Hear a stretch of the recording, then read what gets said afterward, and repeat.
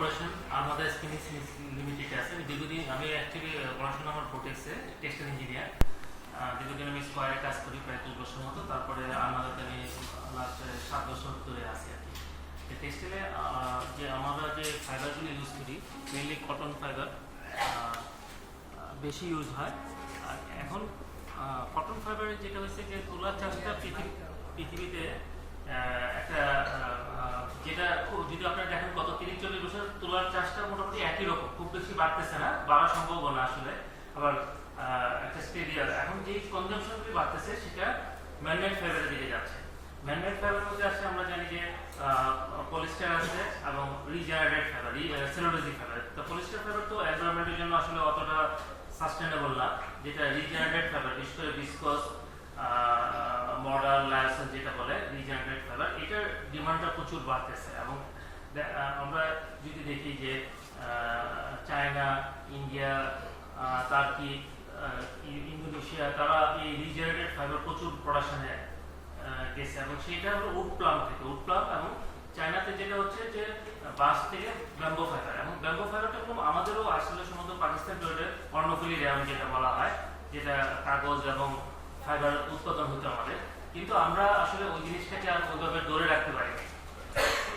যেহেতু বাঁশটা আমাদের নিজস্ব বাংলাদেশের একটা প্রচুর সম্ভাবনা আছে, সেহেতু আমরা যেমন এখন ম্যানমেড ফাইবারের ইন্ডাস্ট্রিগুলি পৃথিবীতে ডেভেলপ হচ্ছে। বাংলাদেশেও বাংলাদেশের পলিস্টার ফাইবারের অলরেডি রিসাইকেলের 2-3টা ফ্যাক্টরি হয়েছে এবং 100% ভার্জিনের পলিস্টারের টিকে গ্রুপ একটা বড় ফ্যাক্টরি করছে।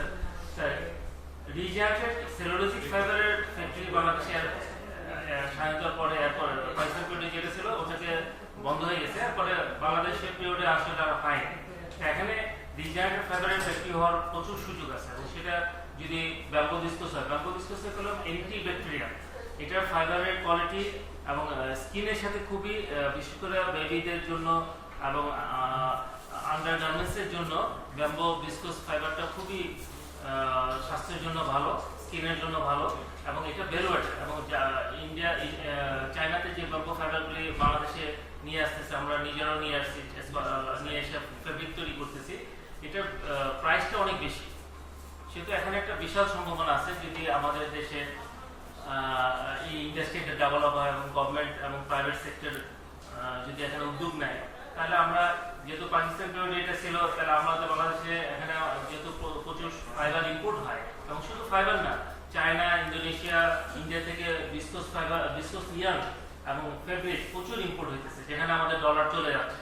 সেহেতু আমাদের এই ইন্ডাস্ট্রি ডেভেলপ করার খুবই সম্ভাবনা আছে যদি আমরা এখানে সবাই একসাথে কাজ করি এবং এটা নিয়ে আমরা আলোচনা করি এবং প্রাইভেট সেক্টর এবং গভর্নমেন্ট লেভেলে আলোচনা করে এখানে আমরা ভালো যদি উদ্যোগ নিতে পারি, ডেফিনেটলি এখানে ইনভেস্ট হয়তো ফাইবার ইনভেস্টের ক্ষেত্রে একটু বড় ইনভেস্টমেন্ট হয়তো কয়েক হাজার কোটি টাকা লাগে, কিন্তু এটা প্রাইভেট গভর্নমেন্ট প্রাইভেট পার্টনারশিপের মাধ্যমে এটা ডেভেলপ করা সম্ভব। কারণ বড় ইন্ডাস্ট্রি, ভারী ইন্ডাস্ট্রি বাংলাদেশে, বিশেষ করে টেক্সটাইল, কারণ আমাদের যেহেতু টেক্সটাইল সেক্টর মেইন সেক্টর, মানে 85-86% ফরেন কারেন্সি টেক্সটাইল সেক্টর থেকে আসে, সেহেতু এই সেক্টরে ব্যাকওয়ার্ড ইন্ডাস্ট্রি ডেভেলপ করা কিংবা র মেটেরিয়াল ইন্ডাস্ট্রি ডেভেলপ করার একটা সম্ভাবনা আছে। যেহেতু এটা একটা কারণ হচ্ছে যে আমরা যেটা কার্বন ইমিশন এবং বাস্তব কার্বন ইমিশন প্রচন্ড কমায়, ইউরোপিয়ান ইউনিয়ন এবং আমেরিকা সবাই এখন কার্বন ইমিশন কমানোর জন্য, কার্বন ফুটপ্রিন্ট কমানোর জন্য বলতেছে। সেখানে আমরা ইউরোপিয়ান ইউনিয়নের হেল্প, মানে যেহেতু মেইন বায়ার আমাদের ইউরোপিয়ান ইউনিয়ন এবং আমেরিকা, তারা এই কার্বন ইমিশন কমানোর জন্য প্রচুর ইনভেস্ট করতেছে এবং তাদের সহযোগিতা নিয়েও আমরা এই সেক্টরটা ডেভেলপ করার প্রচুর সম্ভাবনা আছে, সুযোগ আছে। তা আমি আজকে এই অনুষ্ঠানে আসার জন্য আমার কামগুলো করার জন্য আমি ধন্যবাদ জানাচ্ছি। এবং আমার মনে হয় এই ক্ষেত্রে যদি আরো কোনো ডাটা তথ্য লাগে আমাদের টেক্সটাইল সেক্টর থেকে আমি হেল্প করতে পারবো, কিংবা এই সেক্টরে আরো লোকজন আছে ওনারাও হেল্প করতে পারবে। তা এই ক্ষেত্রে যদি উদ্যোগ নেওয়া হয়, আমি মনে করি আমরা এটা দেশের উন্নয়নের জন্য একটা বিশাল একটা অবদান রাখতে পারবে। টেক্সটাইল সেক্টরে বাঁশের ব্যবহার, ভিসকস ফাইবার ব্যবহার, ব্যাম্বো ফাইবার যেটা বলে, বেলওয়েটেড এবং দামি ফাইবার, এটা করার সম্ভাবনা আছে। এই বলে আমার বক্তব্য শেষ করি। ধন্যবাদ।